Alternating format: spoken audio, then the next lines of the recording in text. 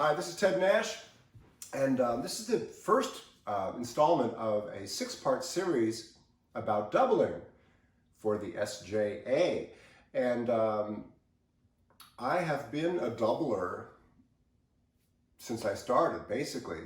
I just want to talk a little bit about doubling and the role of doubling in the saxophone section, right? So we consider ourselves saxophone players, and we call these doubles because it's like an extra thing.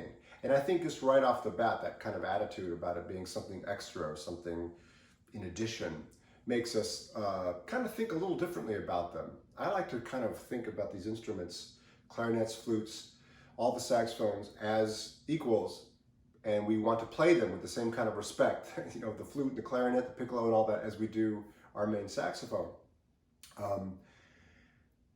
You know, a lot of people ask me, how do I get my doubles together? Can I study doubles with you? And I always have the same answer: get with a real teacher. Get with a flute player who is a flute player. Get with a clarinet player who is a classical clarinet player, and get the basics together. Get the sound, the technique, and all that through somebody who is completely dedicated to playing that instrument. Because we really want to sound like we are flute players when we play the flute. We're clarinet players when we play the clarinet. I love the flute. It wasn't my first instrument, but in fact, it was the third of the doubles for me. So I always felt like the flute was kind of lagging behind a little. I think that one of the things that we have to do when we're working on the flute, first of all, we just want to connect with it. Like when we take it out of the case and we play it, you know, we put a lot of pressure on ourselves to get our technique together and get everything so like we sound like some kind of wizard or something. But it's not about that. First of all,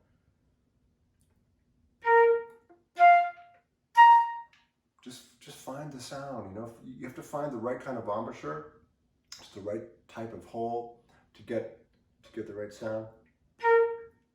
What I like to do is to just play a note and just kind of let it sing, and then experiment with the different kinds of edge and the combination of edge and air, where I'm focusing the sound, and just pay attention to what it is that I really like about that sound at that moment. And when I kind of find it, let me zero in on it and see if I can get that in different registers. Just kind of start getting the sound.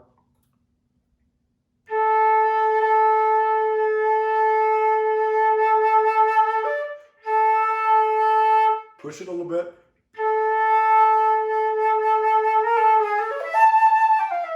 Until I feel like I'm getting it to really ring.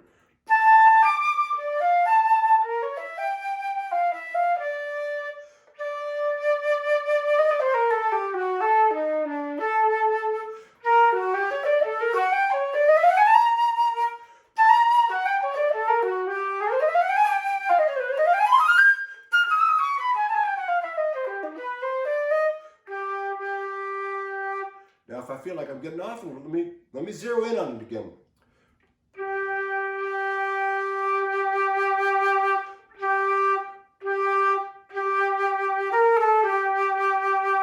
Right? And we have to find out where to put our tongue to get the sound. It doesn't want to be out too far. You know, we don't want to get that, but we want to find a perfect place for it. And then, this is very personal, right? For me, the right position, the right, how far out this is, you know, the head joint, all of this stuff is very personal to the kind of sound that I want to have. I mean, a teacher will tell us you should have it, the hole be there or there, you know.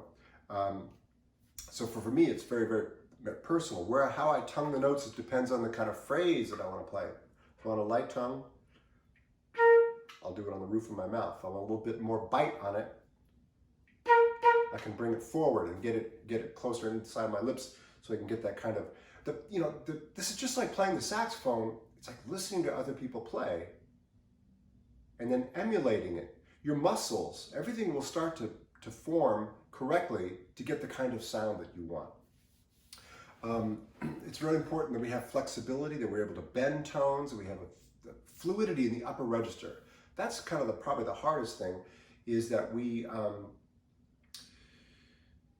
you know, the fingering changes once we get up there, right? So we have,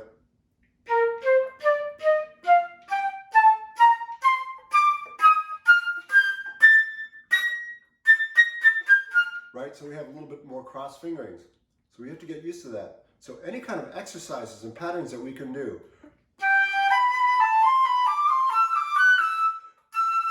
Right? To see how, like, even that E, if I play it wrong, like a lower one, you hear all those overtones.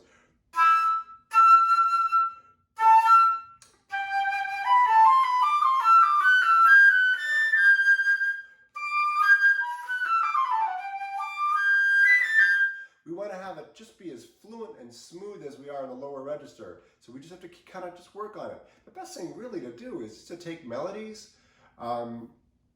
There's all sorts of pattern exercises and method books that are really, really good to use. And we could talk a little bit about that. But what if I just take a melody, like we do in the saxophone? We just phrase it. We try to make it as personal as possible.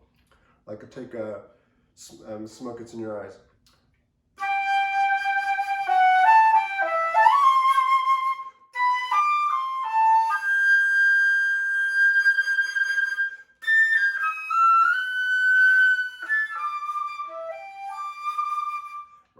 I'm trying to find the same ways that I'm phrasing, bring out the vibrato, find that shimmery vibrato, let it open up like we do on the saxophone when we're playing a ballad.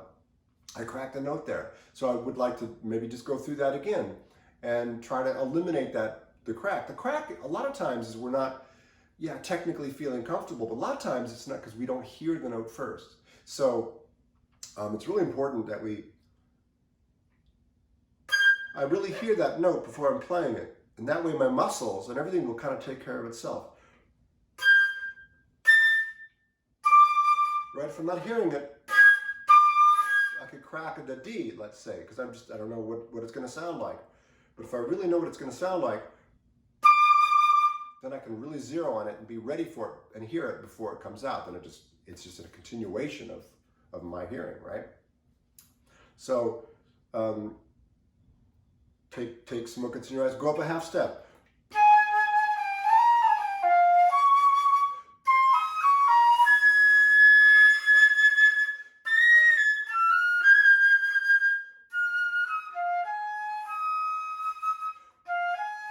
See, now I'm thinking about like that, the A flat to the E flat. Because it's very similar in terms of the overtones on those. So we have to be kind of careful. So that's another example of where we want to really hear the note first. And as we go up to it, we're not accenting it like that. We're allowing the air to move us into that note. Right? Like you have to feel that note just want to come out and be part of the air stream. I used to play the flute very much like I played the saxophone, which is to accent everything. You know, we put a lot of accent on the saxophone. Like we might go, which is good for like a jazz kind of sound. But when we're playing classical music, we don't want to be like, that's sort of a bad habit. It helps us maybe feel like we're getting the notes out. But a great flute player named Liz Mann was had a lesson with her, and she taught me that the air has to be like connected in one idea.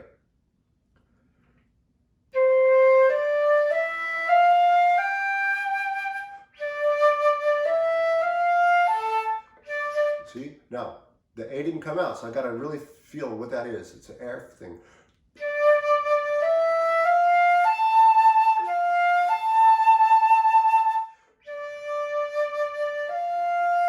I accented a little too much on the F.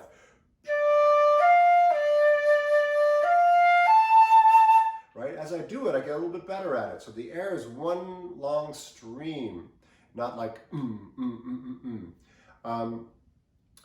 You know, the thing about playing the flute is that it is often the instrument that is found on the first alto chair or second alto chair, right? So one thing about playing the doubles is that generally they're going to use the higher woodwinds, flute, piccolo, and like that, on the higher saxophone chairs. So it depends on, you know, if you're really an alto saxophonist and you're not going to play tenor or baritone, you need to spend more time on the higher doubles. You know, if you're a tenor player, the clarinet is going to be probably something you're going to play more often in the section. Baritone, of course, it's the bass clarinet. For me, as I got my upper register together,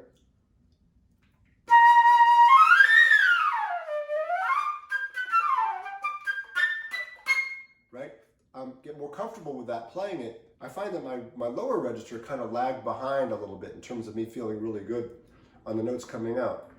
You know what I mean? That's that kind of thing. It's like I can't get the air. So one good exercise for that, for me, has been to go.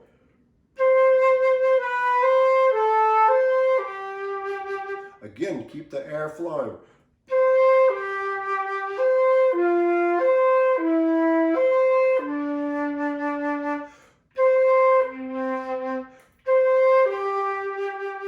Like work your way down too, do little patterns.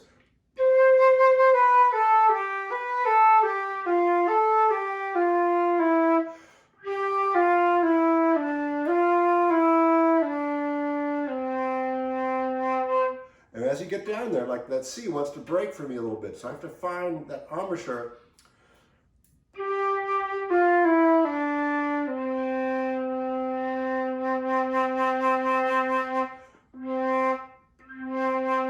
I have to find that same thing I was talking about earlier about the air and finding the perfect amount of edge and opening up a little bit so that I can sing it through. Vibrato was another thing. Oh, just to go back to playing a low register, I also had a quick lesson with Paul Nadzella's wife, who was the associate principal flautist for the Cleveland Orchestra. And she came backstage and I was telling her about my low register. And she says, yeah, well, one thing to do is always think about when you're going down low, especially think about the air coming across and hitting your elbow, your left elbow.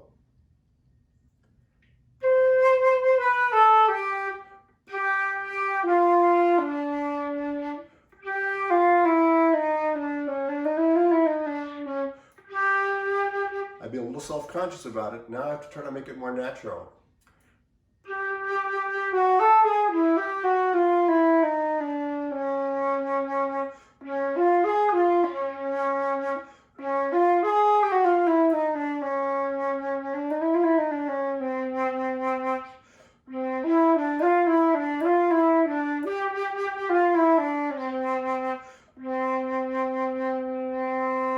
Right? Now I'm starting to zero in on it and get a little bit better sound. And tonguing, I had an experience playing some Broadway show type of music, playing in the Tony Awards orchestra a few years ago. I was playing the first woodwind chair, and we had this like super, super fast, and I kept trying to double tongue it. Right? I couldn't get it. I couldn't get on top of it.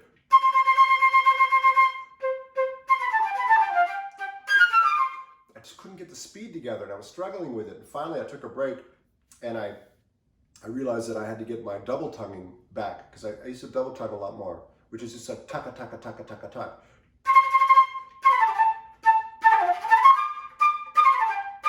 Right? So you can get a lot more speed with the double tongue, but it takes a little bit of practice to get sort of an evenness. Even now, as I'm working on it, I can feel it's not very even. But that'll help, you know, get your speed together a little bit. And you could put it on a metronome, da, da, da, da, da, da, da, da, and work on it. If I do double tongue.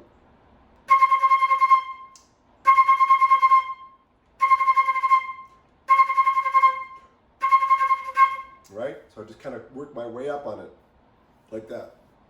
Another kind of good exercise too, just for opening up your sound, is to overblow harmonics.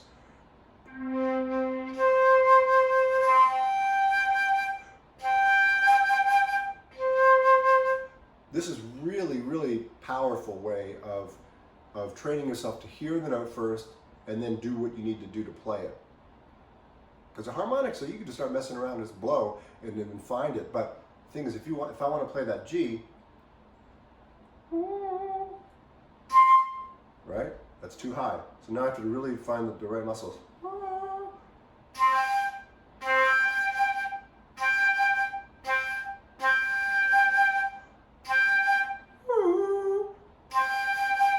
Now if I want the upper C, that's too high.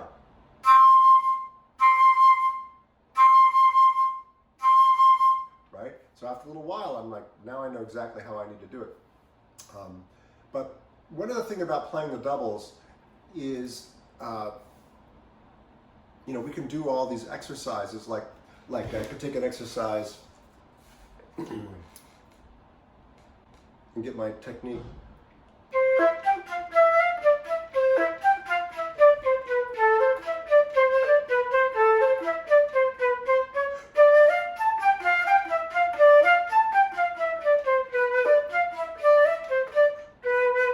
Etc., etc.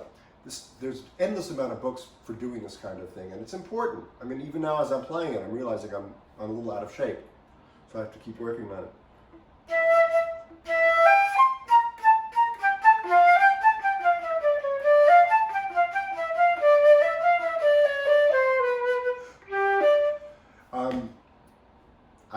I love playing exercises like this, trying to make it as musical as possible. But one other thing that I think would really help the flute and any of your doubles feel really natural is just to play.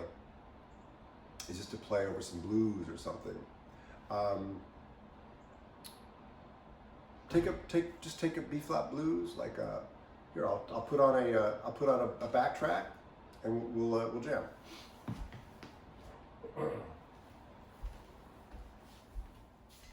Okay, so I put some blues on, blues in B flat. And one of the things that helps us feel more natural on an instrument is to do what we feel natural doing. It's playing on some blues. So I think one of the things that helps us connect to our instrument, like a double, like a flute or piccolo or a clarinet, is if we could just play some blues. Spend some time doing that in addition to these exercises. These exercises are important, but just playing. Like you do the saxophone and you get very natural with it, you know?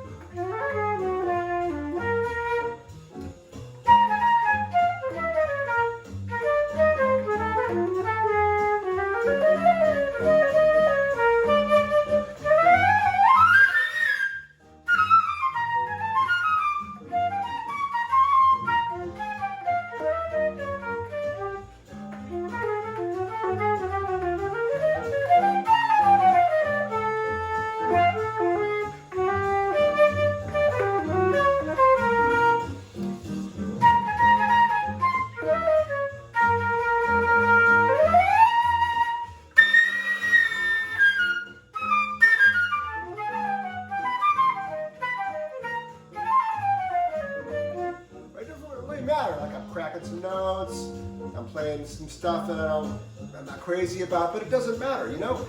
It's like,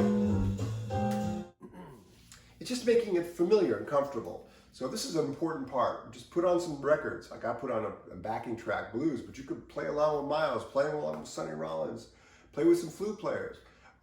Even when we're playing classical music, it's great to play along with players and sort of emulate them and copy them. And if you like a certain kind of thing, like vibrato. And vibrato is such an important thing, right? Like with the saxophone, it helps to identify our character. Our style comes a lot out of how we phrase and how we play vibrato. And it's the same with the flute. So you can practice.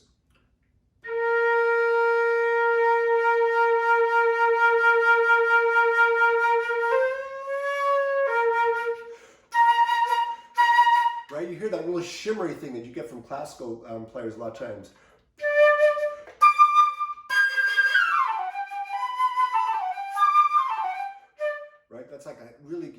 press through it and you shimmer the sound. Part of the vibrato also is to help carry the sound.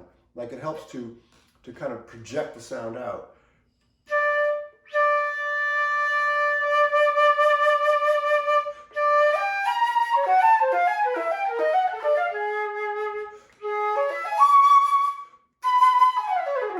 Right? So the vibrato also, how we decide to use a vibrato in this section is very important.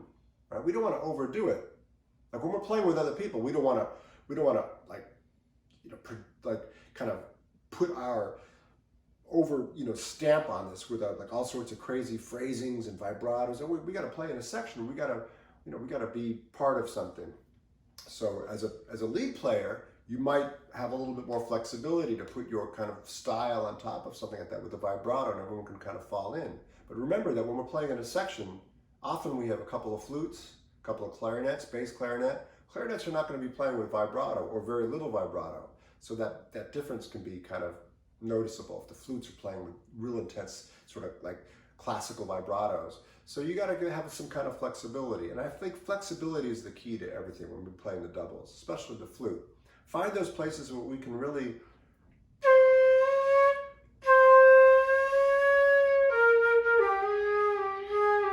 because we want to also make this an instrument we can improvise on and feel the same kind of comfort that we do on the saxophone. So, you can practice it like a flute, really think about it as a classical instrument, aside, like kind of a separate thing from the saxophone, and then also make it as comfortable as the saxophone is for you by doing the kinds of things that you like to do, like improvising, playing the blues, like that. So there's just so much to talk about with the flute. We're going to move on now. Installment 2 is going to talk about the other flutes, the piccolo and the alto flute, and then we're going to move on to other instruments. So this is all part of a series.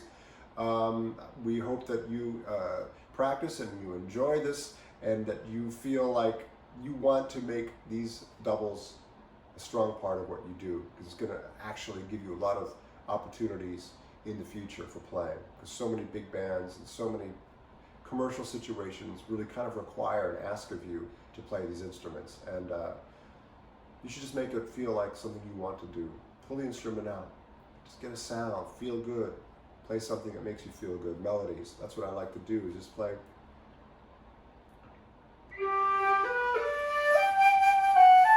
Just play something that makes you feel good. And again, as long as you're practicing and playing, you will get better. Trust that, all right? Thank you very much. Ted Nash, Summer Jazz Academy. All right.